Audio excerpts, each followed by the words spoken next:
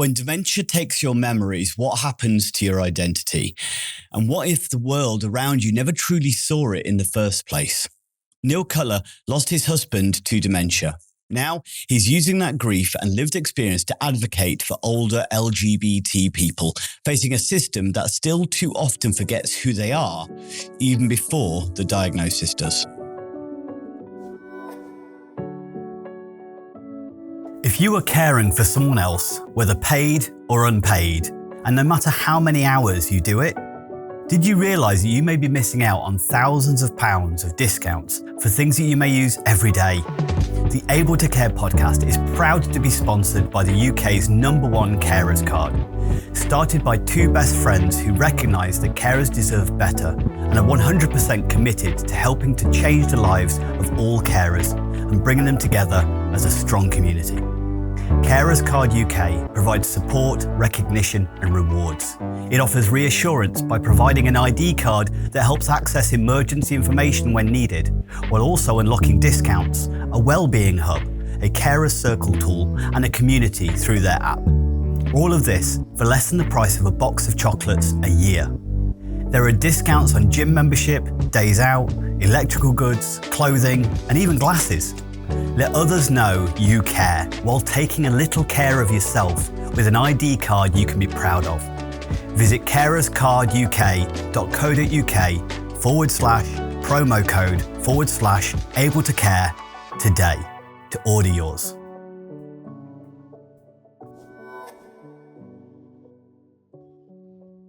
Hello and welcome back to the Able to Care podcast. I'm your host, Andy Baker, and today we're having one of the most moving, necessary and often overlooked conversations in dementia care, what it means to be LGBT and live with dementia. Our guest, Neil Cutler, a compassionate advocate, presenter and trustee of Dementia Forward, where he leads on diversity, equity and inclusion. But Neil also speaking from lived experience. His late husband developed dementia, and Neil's story of love, care and the challenges they face together is both deeply personal and widely relevant. In this episode, we'll explore how dementia uniquely impacts older gay men and the broader LGBT plus community, from care home experiences and healthcare discrimination to identity, legacy and love. Neil is currently working to create mandatory accredited LGBT plus dementia awareness training for health and care providers. And he recently received a Diversity in Dementia Award at the Dementia in Care Awards 2025. This isn't just a conversation about dementia, it's about dignity. It's about belonging. It's about remembering who people are, even when they begin to forget. So Neil, thank you so much for being here.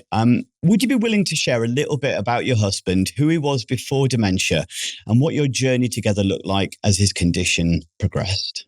So I first met John in 1973 in Windsor. I was still with my earlier partner in those days, and our relationship was beginning to crumble. It was a long-distance one, and let's face it, long-distance relationships do struggle at the best of times. And we got more together in February 74 and moved in together in June 74. John was 9 years older than me, which is something I talk about, and he'd come from a very difficult family background. However, he was working for Barrett's, the shoe people in those days. He was manager of the shop in Windsor, where he was based. And as I say, we got together. He decided to transfer to a different shop when we moved in together because we lived in Watford, where I was working. And from the outset, he'd always created this straight persona. I suppose that's the best way to describe it, where he always maintained we were cousins. He'd been married before. He had a daughter. He was Jewish. There were a whole range of things that he kept on about. But after about 15, the first 15 years were wonderful, although we did struggle at times, but the first 15 years were really good. And after about 15 years, he then had a really bad nervous breakdown, which I think was part of him trying to continually hide things all the time. After he'd had that, he changed him considerably. He was a bit more difficult at times. So when dementia was diagnosed in 2014, I'd not really been aware of his deterioration as such. He Well, I retired early from the NHS in 2002 when we moved up to North Yorkshire. And I suppose when I look back at it, most probably the last 10 years of his life were really difficult, and the last 3 were really awful. As time wore on, he got more forgetful, more difficult to actually hold a conversation with. And once he was diagnosed with dementia, he really lost the will to live in a way. It just seemed as though he'd been fighting all his life to hide behind various things. And in a way, he'd been unmasked, because people have real difficulty coming to terms with and accepting that they've got dementia. It's not something you want to do easily. You just put it down to, oh, no, I've just had a memory blip. But yes, he really struggled. He had 2 periods of care in the mental health unit at Harrogate Hospital, which were done under the auspices of, we need to sort out your medication, it's not working, because he was on meds for a number of things. Not only had he had a heart attack, he developed diabetes, he suffered with psoriasis, he had 1 or 2 other complications which were difficult for him. So when he went into the care home, he really struggled. He wasn't able to do anything for himself. He had to have staff look after him. And that's another thing which I touch on, is that for members of the gay community going into care, a large proportion of care staff are female. And it's very difficult for members of the gay community in particular to be nursed by female care staff.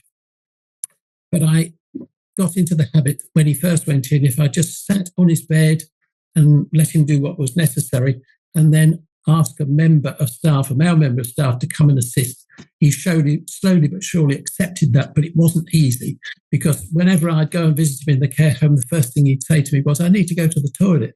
And you just thought, yes, but if I don't go tomorrow for some unknown reason, A, you won't remember I haven't been, but B, you won't have been to the toilet. So, yes, so there were all those other sorts of things to think about. And as I always say, and I know this is a bit flippant, but he died on Remembrance Sunday 2015. And I had lots of phone calls in the morning, because I always took the dog for a walk first thing, to say that I needed to get to the care home quickly. Well, I eventually got to the care home about 10:30. And they'd very kindly dressed him, laid him out. He looked really comfortable on his bed in his room. And I said to him, you are a fool. I said, if you'd have waited till 11 o'clock, you could have had 2 minutes silence and a 21-gun salute. Which for once he didn't answer. It's amazing you're able to get that, that level of flippantness in that moment. Yeah. But it was, actually, every time I'd been to the care home, it was really a tearful journey home. But on that particular day, when he passed away, do you know what? I know this sounds awful, but I really jumped for joy. Yes. Yeah. I just felt, oh, thank God that's all come to an end. Because if he'd broken a leg, I could have coped with it. But with dementia, it's not 9 till 5, Monday to Friday. It's 24/7. You don't get any respite. He'd seen off most of our friends because he didn't want them interfering or nosing, because he just felt that whenever they visited, they were pinching things. But that's another sign of his dementia. Fortunately, Dementia Forward were really supportive. We had an Admiral nurse in those days, and she used to visit periodically and have a long chat with him, which just gave me a couple of hours respite while he was talking to her. I could pop off and do 1 or 2 other things. But it was really, really difficult without support to do things on your own. Yes, I could take him into town, but it was really difficult to get him around the shops. And then of an evening time, he'd want to go to bed at 8 o'clock. You still had a load of things to do because it was only me to do it. But there again, at 4 o'clock, he'd be awake and want a cup of tea. And you just think, oh, crumbs, please, just give me 5 minutes. But no, it's really, really difficult. Yeah. Was that when you were still, was he still living with you at that point? Is that before going to care or you? Yeah. One thing you mentioned there, sorry, carry on, Neil. He had a 3-week period of care in hospital. He was then home for 12 weeks. He went back in for another 4 weeks and then went into care, where he was only there for 9 weeks. And I think by that point, strange though it may seem, he just lost the will to live. I don't know whether he knew exactly what was happening, but I just think his system had just decided, no, even I can't cope with this. And he just turned off. I really do. Yeah. I mean, we'd done 41 years by then. Yeah. Wow. Yeah. There's something that you said there that kind of just made me think. You sort of said, I felt guilty, or you were then worrying about not being able to make it the following day, because then not only you said, yes, he may not remember me being there, but then would he have been able to go to the toilet? That must have been a real change in dynamics. And there must have been a lot of feelings you went through that, going, I don't know, a strange sensation to imagine of like wanting to be there for him as a partner, but feeling sort of a bit overwhelmed as a carer. What would you say changed most for you in the relationship in that journey that you went through? It's difficult to put a finger on it. I just felt as though I was just sort of a carer, and that was it. I just had to be there for him all the time. I suppose even during our relationship, yes, he'd always done the washing and the ironing and the cleaning. So I needed to do all of that. But he'd never cleaned windows, for example. He never washed his car. I always washed his car, did all the gardening and all those sorts of things. And I suppose working in the health service, I know I wasn't in the caring sector of health service. I was in estates management and maintenance.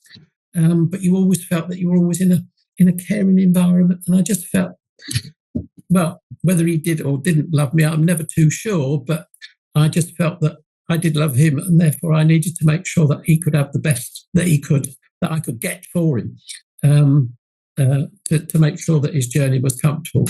And I knew that dementia was most probably going to be the end for him. And when he went into the care home, of course, we had to change GPs because we didn't have, he was in Knaresborough, we lived in Ripon.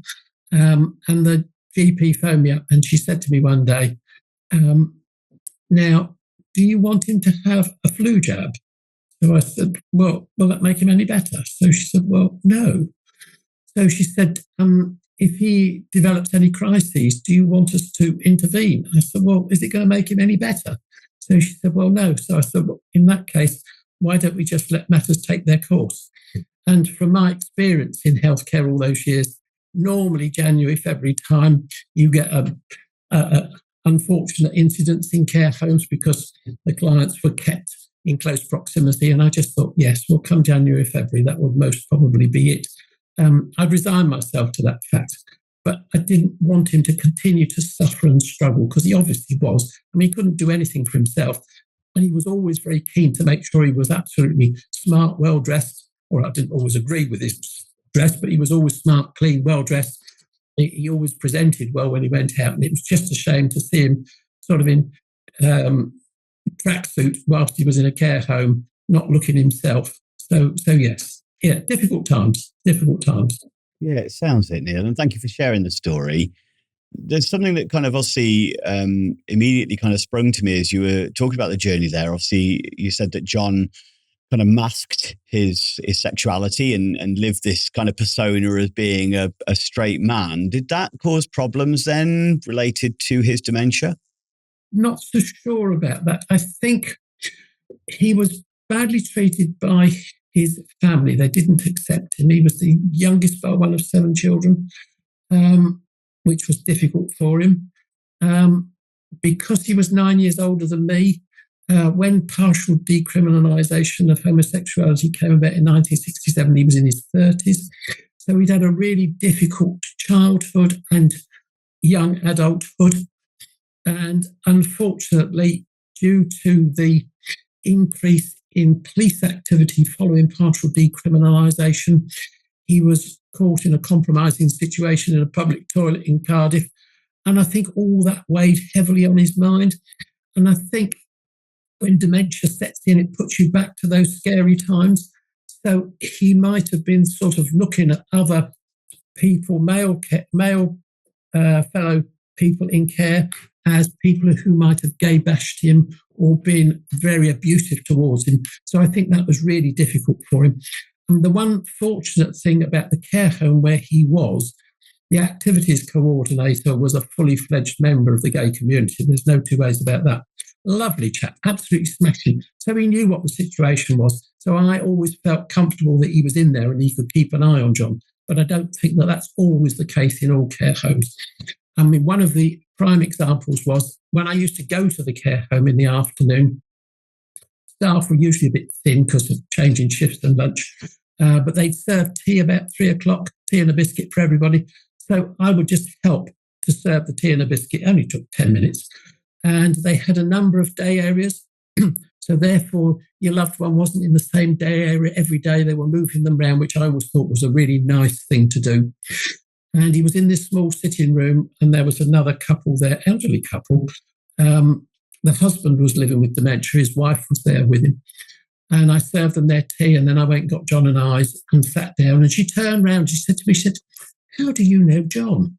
I said, "Oh, we're civil partners. We've been together 41 years. "Oh, that's that." She said, turned around and never spoke to us ever again. So those are the sort of things that you get from people of our own age group in care homes. And that can be reflected through the people that they're caring for. So yes, it's always a bit vulnerable. We always feel a bit vulnerable if we're in care homes where there are people like that. But I can understand that because that's their upbringing and that's where they've come from. Yeah, I suppose it's that the same way that you're going to get a potential disorientation to places of maybe, being scary and a lack of acceptance. You've also got the people in the home that are going back to a place where they're going back to their preconceived prejudicial ways that they may have moved forwards later in life, but they're then regressing back themselves as well. That must be challenging.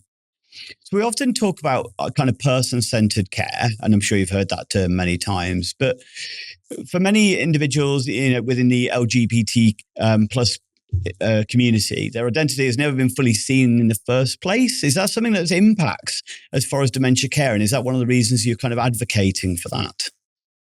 Yes, I suppose so. And I think what care providers need to appreciate is the history of the gay community in particular. And I think when dementia sets in, they need to realise that for a number of us, it puts us back to scary times. All right, we don't need to go back to the Roman times, but we do need to go back to recent times. And if we go back to 1967, which isn't that long ago, there was partial decriminalisation of homosexuality for same-sex couples. We couldn't have any intimacy unless we were in a private place. You couldn't go and have a dirty weekend in a hotel, for example, or a guest house. They weren't classed as private. And I say partial decriminalisation in 1967, and that only applied to England and Wales. Scotland was 1980 and Ireland was 1982, Northern Ireland, that is. And for the armed services and the merchant navy, for them, that didn't happen until the year 2000. So, yes, it was really difficult for other sections. And again, it was only for males aged 21 and over in 1967. It reduced, in the 1990s to 18, but we didn't get equality until post-millennium, when it's now 16 for everybody. Yeah. So we need to bear that in mind. We then had in 1988, the government of Margaret Thatcher introduced the local government bill in which Section 28 outlawed discussing same-sex relationships in schools, colleges, and all sorts of other public utilities. So that put us back a bit. Then we had the AIDS crisis, which was really, really difficult and classed everybody as paedophiles and perverts, which was really difficult. And then the World Health Organization didn't declassify being gay as a mental illness until 1990, but that wasn't enacted in the UK until 1992. So in recent times, we've had a really difficult time coming to terms with life.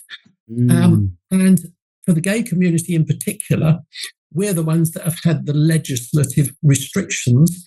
Being lesbian, you can still do what you like, you always could. Bisexuals got away with it left, right and centre. Fine, good for them. And the trans community, although it's having difficulties currently, has never been criminalised. So for the gay community, it's a really, really difficult one.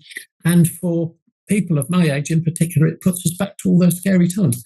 And it's still not going to be easy for people in their 50s and 60s because it will still put them back to scary times. I mean, times have only improved since the millennium when youngsters these days come out. We'd never have come out. It would have been absolutely horrendous. So, yeah, difficult times. But we do need, and care providers need to understand that history.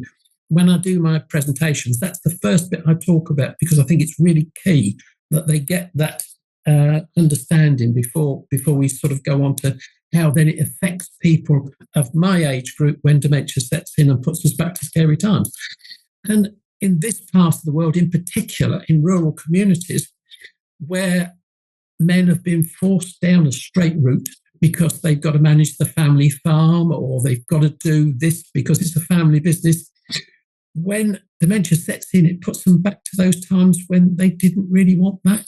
They're coming to terms with their sexuality. And I know of cases where the male half of the marriage has been in care and the wife has visited, and the care home staff have said to him, "Oh, whatever his name was, your wife's here." "Wife? I haven't got a wife." "No, because his mind's back to the time when he didn't want a wife." So it's really, really difficult for people to understand that dementia puts you back to those times when you were coming to terms with your sexuality, what life meant, and for a lot of people, trying to hide a large portion of their life. And it puts them into those scary times when dementia sets in. Yeah. What sort of things can care homes do to help to facilitate that, help to better understand? What sort of things do you promote? Well, that's why I do the talks that I do, why I do the work that I do with Claudio Dolorito, who's a super wonderful research psychologist at the University College in London. We do a lot of work together. And a whole group of us that are just trying to raise awareness and to make it mandatory for care providers, all care providers, to have mandatory training in LGBT awareness, where we've come from, where we're going to, and not just to be a computer-based thing. It needs face-to-face, because unfortunately, when you do computer-based, it's very difficult to, especially if it's a large group, to get the facial recognition and the things going on, but how people are taking that in and interpreting it. Yeah. And I think it's much better if you can do it in a face-to-face situation whereby you can have questions and ask questions and tell people exactly how it's affected you. All right, it might affect other people in different ways, and it most probably would, but I think it's better that they can have it from a person that's a lived experience. Yeah. Yeah. Yeah, definitely. I'm obviously running a training company and working with Dementia Forward. I thoroughly advocate the importance of face-to-face training. It does make a big difference. Yeah, well, absolutely. Yeah, that's my bread and butter. But it does have an impact. It is having those conversations, being able to actually explore, create some cognitive dissonance. Because I should imagine there's two sides to it, isn't there? That, there is obviously some element of prejudice still out there against the LGBT community, especially from, workers who maybe not be UK originally and things like that. There may be some challenges around there based on different cultures. But you've also got the sort of individuals who are within the LGBT community that, are kind of proposing you should be open, you should be out, you should be proud, you shouldn't be ashamed, but they may not know how to support somebody who's regressing back to a time when it was dangerous to be open and out. And is that both sides? Is that something that kind of the training and stuff covers, looking at raising awareness for all parties? Yes, it does in a way. Yes, because we talk about how the dementia would sort of push us back to bad times. There are still areas of the country where it's still not easy to be open. Yeah. And especially in areas where they were large sort of mining communities or industrial communities where you had to be butch and manly, and being gay was not a done thing. Yeah. So that's difficult. And then, of course, as you touched on, we do have the cultural issues. We have some wonderful, wonderful people that come into care from around the world. But when they come on duty, they really must leave their cultural differences behind and respect that we have moved on a lot and we are much more open and accepting. And we need to bear in mind that there are still 71 countries where being a member of the LGBT community is illegal, and 10 countries that still have the death penalty on the statute, whereby if you're caught in a compromising situation, you lose more than whatever, you lose your life if you're not careful. So it's really important that we understand all of that. Now, I'm not having a go at people that come from other countries, because they do provide a wonderful service. They are really caring, but it is really important when they come on duty. And it's up to care home staff when taking people on to talk that through with care staff that come from these countries and make sure that they do respect that. Because for people from my community living with dementia, it's bad enough living with dementia, but then having somebody that's not really on your side, it makes life even more awkward. Yeah. Yeah. Is there things that, so commonly when sort of care settings, for instance, are organising activities or things to do, obviously they tend to focus, on a fairly generic group of kind of activities or environments and things like that. Do you think there's something missing? So I used to work a long time ago, Neil. In a past life, I was in within the pub industry. And we actually, as an organisation, as a pub, it was a gay night that we started running. We connected with a number of local sort of gay advocacy groups and things like that to support and things like that. So we started running the gay nights, and it was something that was very important to the individuals within my local area and stuff to have. It was kind of the first pub that kind of offered it and did something. It was partly because, from a slightly prejudicial way, the owner said there's a lot of money in the pink pound. So it was a case of a little bit of... there's a lot of money in the pink pound. Definitely. Absolutely. So it's from a social point of view, but there was a real lovely sense of community that developed around that particular night. I worked a lot of those nights and made some good friends there. And I know that's something that was important to people within that community, that it was I think sometimes we always found it interesting when people came in that were outside of that community into the evening. There was still prejudice that I never realised existed, really, of kind of, it was more kind of groups that would be a little bit more, or sometimes you see sort of people come in and be a little bit, well, this looks a bit different this evening and stuff, and they were absolutely fine once they realised what was going on. But I think it was that the acceptance that they felt and the safety they felt within that environment. Do you think care homes should have more opportunities for individuals who are within that community to provide them activities, circumstances, things to do that is in line with that sort of element of pride, or do you think it should stay generic? No, I think I sort of make the point that when we members of the LGBT community are looking for care, we need to feel that we are in a safe space and an accepting space. And we need to see on their website, or when we go to visit the care home, if we're looking for care, signs and symbols that shows that it's all inclusive. Perhaps a pride flag. And they also ought to, I think, try and get involved in Pride in some way or another. It's the whole month. I know it's usually the whole of June, although Leeds Pride was yesterday.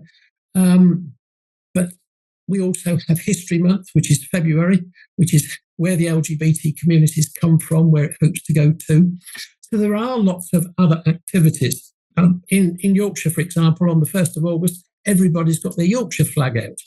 So why can't we do the same in that particular area where the care home is? They might do something for their county organisation. Why can't we do something for the gay community in that area? There most probably are gay organisations in that particular area. Google's a wonderful thing if you Google it, and you could most probably create some links with that organisation, with the care home, so that the members of the LGBT community could be encouraged perhaps to join those activities. They might, even if the care home is able to take the person to that particular place, like your pub, for example.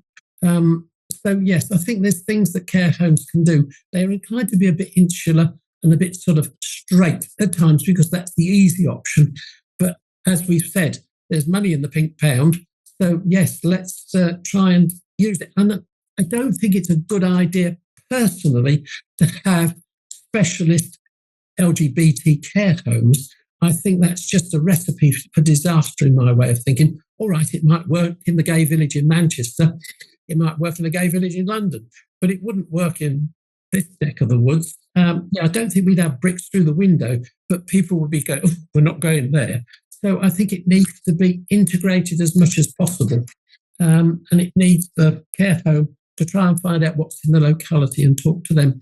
And even get people like myself to come along periodically and give talks to groups which could include the staff. We've got a British Legion care home in Ripon, Lister House, and obviously it's contact and context with the LGBT community are really difficult because, as I said earlier, the armed services and the merchant navy were still sexually discriminated again up until 1990s. So it's really important that we do touch with those, because there will be lots of servicemen that were forced, if that's the right word, down the straight route, that now dementia's setting in are becoming to sort of think, who's that person over there? I didn't have a wife.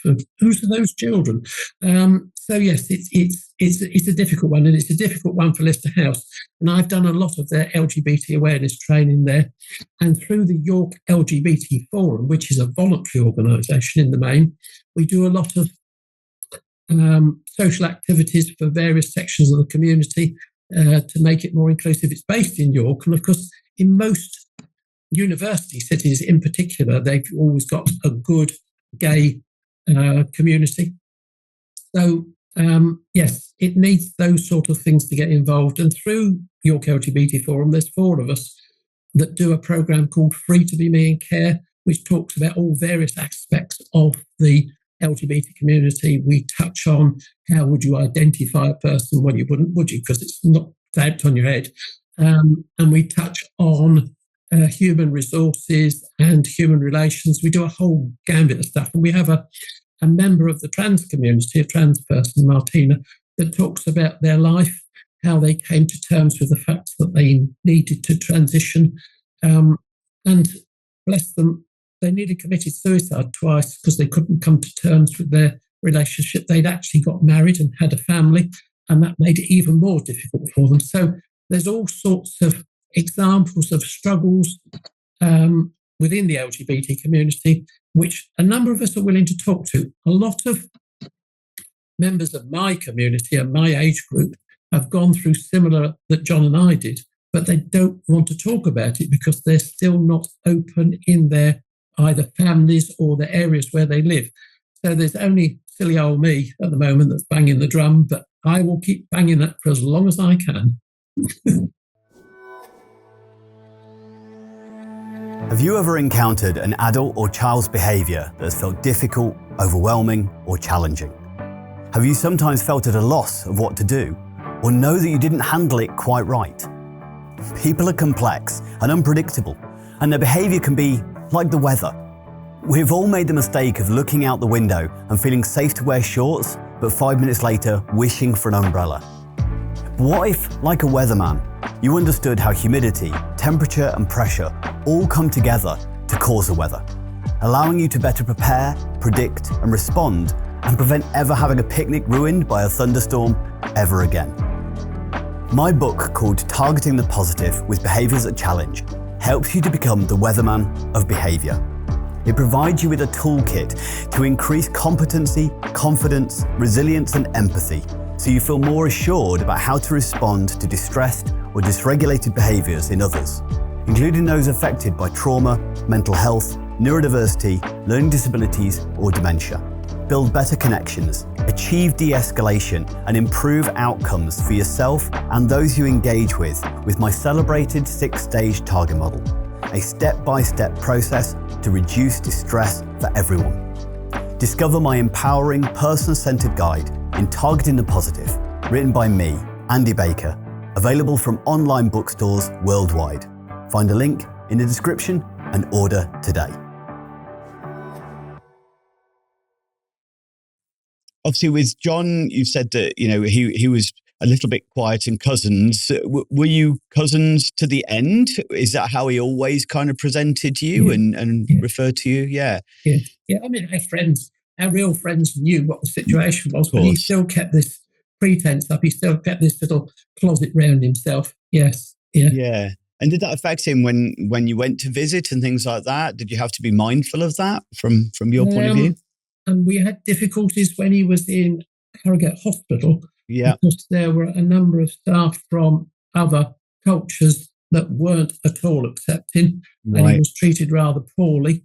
They'd bang his dinner down in front of him and walk off and leave him with a knife and a fork. Well, he got to the stage where he didn't know what to do with a knife and fork. Yeah.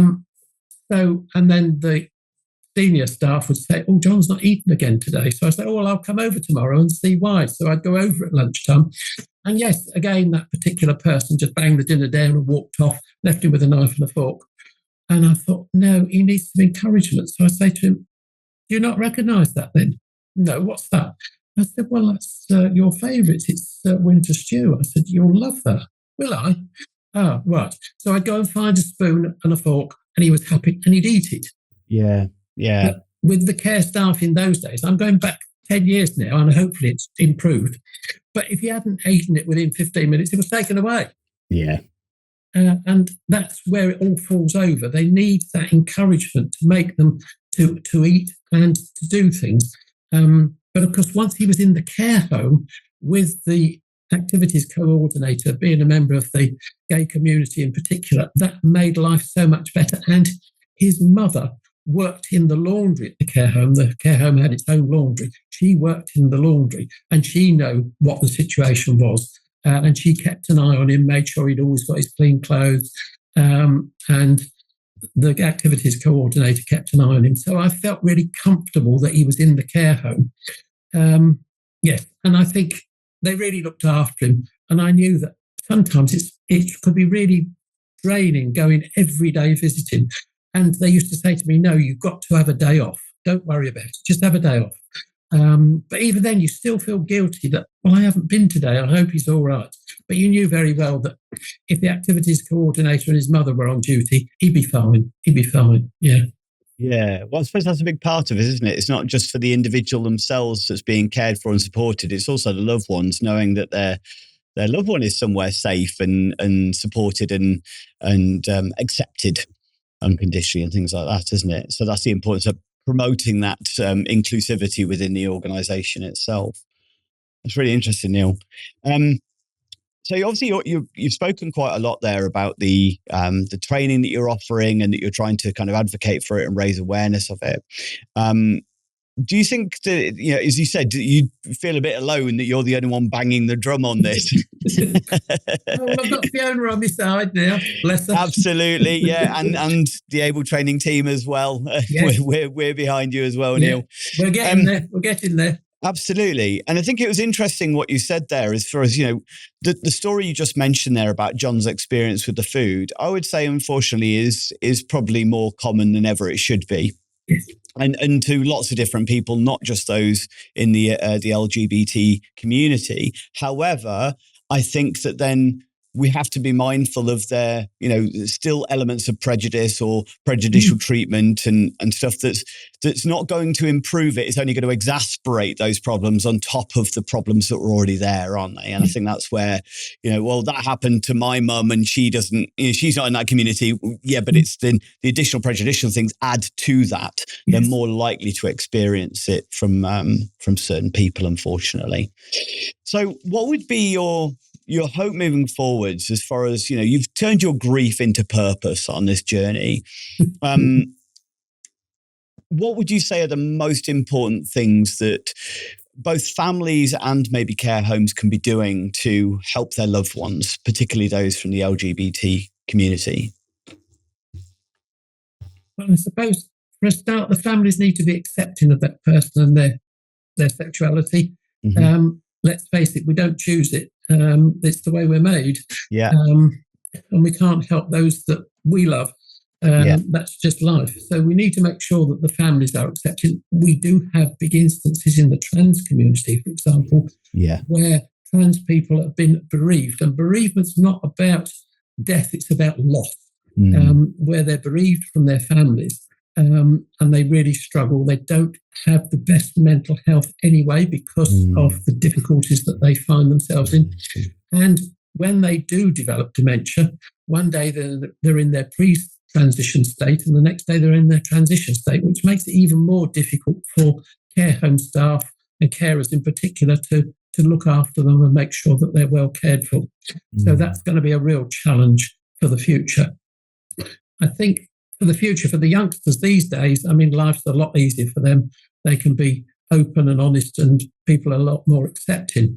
But for the older community, yes, I think we are accepted because people have become a lot more accepting, but there are still older sections of the current population that are still anti anyway, and we're always going to have those. Yeah.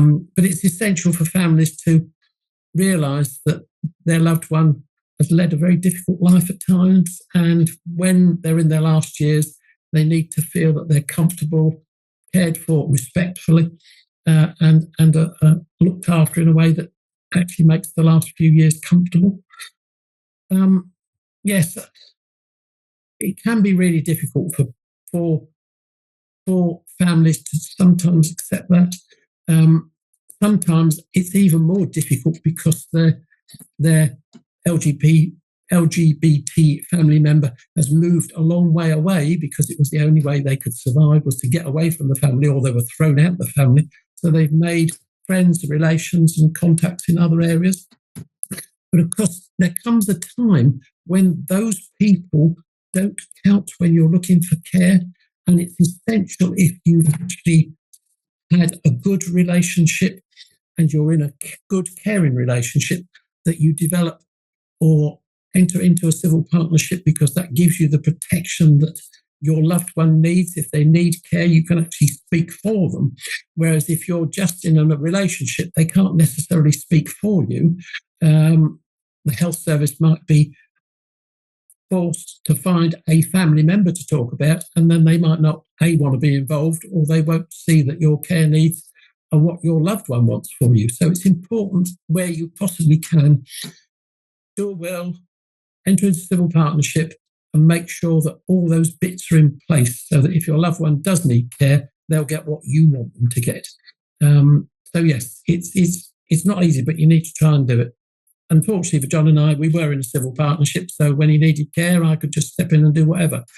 The other thing that I found really difficult, like when he was in hospital and he was being not the best treated, do you go and take that up with the ward staff and have a bit of a shindig in a quiet place?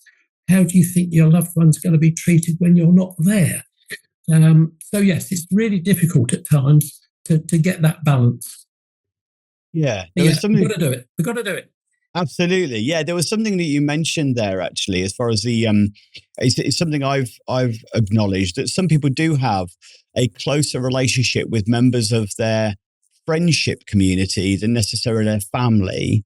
But then family are the ones who are often considered to be the most listened to, or but I've been through periods of my life where my friends have known me better than members of my family have. And I should imagine that's very true if you're slightly estranged from your family due to not being accepted and things like that. So that's something that care homes could definitely look into, doesn't it? And your friends most probably know you better, because you will share some of the difficulties that you might have faced, which you wouldn't necessarily do with your family, because then you think your family will come marching in and take over. I mean, there was lots of things that went on between John and I that I could never, ever talk about. But I think friends realised, but family didn't, because, when my mum and dad were alive, they were fine. But there were distant relations that didn't understand all that went on in our relationship. And let's face it, no relationship's perfect. It's always going to have its ups and downs and bumps and potholes along the way. But yeah, it's sometimes a bit more difficult to expand on that with your family. You could expand for your nearest and dearest friends who are most probably like-minded, because they would be members of the LGBT community, so it was most probably easier. So yes, it can be difficult at times. Yeah. Yeah, I think that's definitely something that, again, having a higher sense of inclusivity with the community and things like that would open up those conversations and things like that, wouldn't it? And as well as you said, getting a will sorted and getting advanced care plans sorted wherever possible. Like, who do you want to be listened to when it comes to your care and well-being? Who does know you best? And making sure that's explicitly informed to the people who need to know about it. I now live in North Yorkshire. My nearest family member is my late brother's wife. She lives over in Morecambe. My other brother is still alive, lives down in Salisbury in Wiltshire. All my cousins are down on the south coast. So yes, I'm home alone. Nobody loves me. I'm sure that's not true, but you're building an amazing community around you at the moment with Dementia Forward and stuff like that. I know they speak very fondly of you and the work that you're doing with them. Well, they're 100%. a great team to do things with. And although I won the Diversity and Dementia Award at the Dementia in Care Awards, I can't do that on my own. And as I've told them, it's all about teamwork. Yes, all right, I might spearhead it, but I can't do it unless I've got good support and people that are well-meaning behind me. So it's as much theirs as it is mine. It's currently residing in a glass case down at Dementia Forward, and I've told them I want a pride flag behind it. So... So obviously you just mentioned there again that you received this award and national recognition for the work you're doing and the awareness that you're raising. But just to kind of draw us to a bit of a close on this, what would you say like real success would look like for you? Real success for me would be training packages, mandatory, accredited, LGBT awareness in the main, for all healthcare providers. It doesn't matter whether it's care at home, care in a hospital, care in a care home. Anybody that's providing healthcare has a good understanding of where the LGBT community has come from in particular, and just to be respectful and appreciate that no two of us really are made the same. We're all different, and it's all very well providing a standard care package, but we just need to make sure that the edges are a bit more woolly so that they can take in others and make sure that they're there. So yes, I think that's my key aim, is to make sure that LGBT awareness training is accredited and mandatory for all healthcare providers. Yeah, absolutely. One of those areas that I think I've done a lot of equality and diversity and to be involved. Oh, absolutely.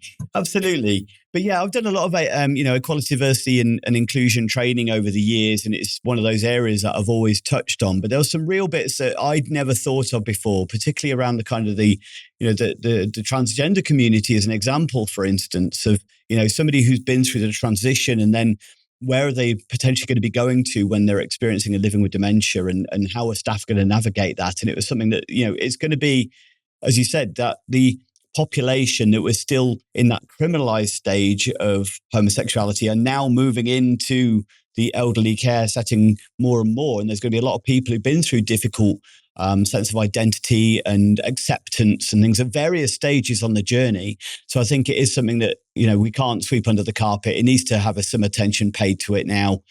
Prepare. The majority of youngsters, and speaking from my own experience, that's something like about age 14, I realised, A, I didn't want to get married, and B, I didn't want children. Now, I had no role models in those days as to know what that meant, but I just knew at 14 that was two things I did not want to do. I was something like about 24 or 25 when I had my first gay relationship, and then I sort of realised why I didn't want to get married and have children, and things sort of then plopped into place. But I think for youngsters these days, there are so many good examples of same-sex couples living in harmony, doing all the things that they want to do. And you can follow lots of them on YouTube in particular. There's some wonderful examples. And I would encourage youngsters that might be struggling to come to terms with their sexuality, go and visit some of these websites and get some advice and guidance from these people, because it really is eye-opening. It really is.